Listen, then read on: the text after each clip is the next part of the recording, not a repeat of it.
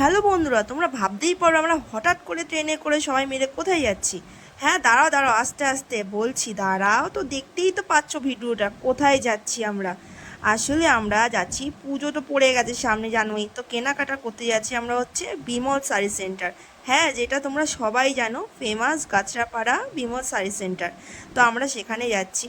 আর দেখো, ভাগ্যিস ভালো পুজোর টাইমটা ভেবেছি ট্রেনটা ভিড় হবে না, ট্রেনটা অনেকটা ফাঁকা ছিল যে আমরা আরামে আমরা পৌঁছে গেছি। তো ওয়েদারটা এতটাই খারাপ ছিল, এত বৃষ্টি, তো আমার মনটা খারাপ হয়ে গেছিলো যে আমরা ঠিকঠাকভাবে পৌঁছাতে পারবো কি না।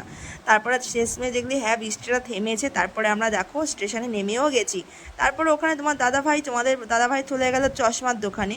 ওরা ছেলেরাই বুঝতে পারছে, একটু চশমা টশমা দেখলে ওদের কিনতে ইচ্ছে করে। তো আমরা বললাম চলো চলো, তো ওখানে চশমার দোকানে লাগালো হচ্ছে আধা ঘন্টা। ওদের এত কিছু দেখার পরেও একটা চশমা সিলেক্ট করতে পারলো না, অ্যাকচুয়ালি দামে বেশি। তারপরে ওদের মন মতো পছন্দ হয়নি। তারপরে আমরা ওখানে চলে গেলাম বিমল শাড়ি সেন্টারে।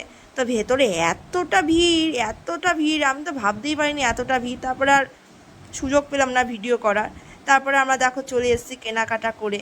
হ্যাঁ, তোমাদের দেখাবো, দাঁড়াও, বাড়ি চলো, তারপর তো দেখাবো কী কী কিনেছি। তাহলে চলো। আর আমি তো বেশ মজা, অ্যাকচুয়ালি আমার মনের মতো শাড়ি পেয়েছি।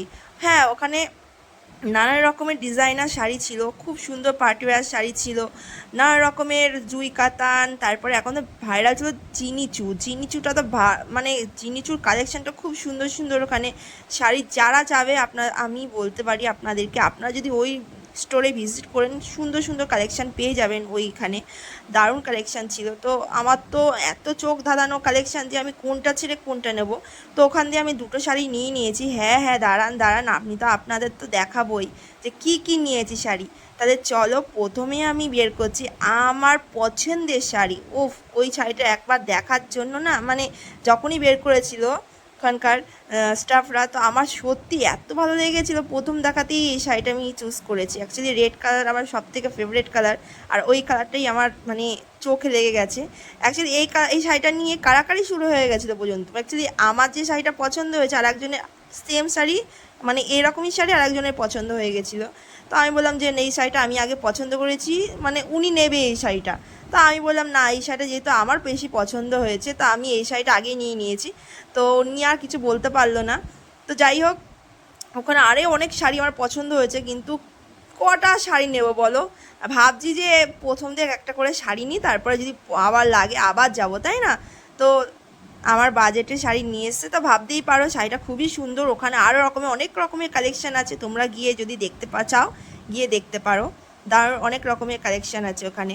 আর হ্যাঁ, জিনিচুর কালেকশান তো আরও সুন্দর সুন্দর বেরিয়েছে, অনেক রকমের বালুচুরি আছে, স্বর্ণচুরি আছে। আপনাদের যে শাড়ি আপনার যারা মানে গিয়ে ভিজিট করে দেখতে চান, অবশ্যই খোলা রয়েছে, আপনি গিয়ে দেখতে পারবেন।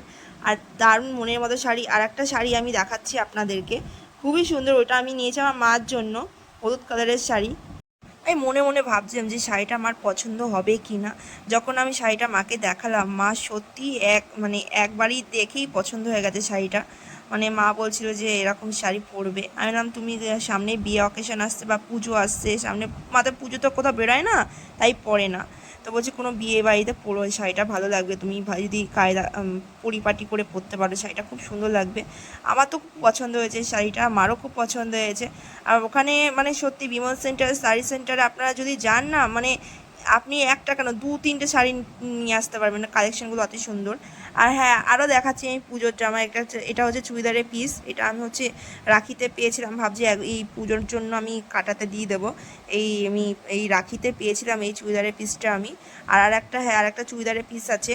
ওই চুড়িদারটা আমার বাংলাদেশ থেকে মামা শ্বশুর এসেছিলো, সেই চুড়িদারটা বাংলাদেশ থেকে নিয়ে এসেছিলো। শাড়িটা খুব মানে চুড়িদারের পিসটা খুব সুন্দর, ওটা বাংলাদেশের চুড়িদারের পিস, ওটাও ভাবছি কাটাতে দেবো।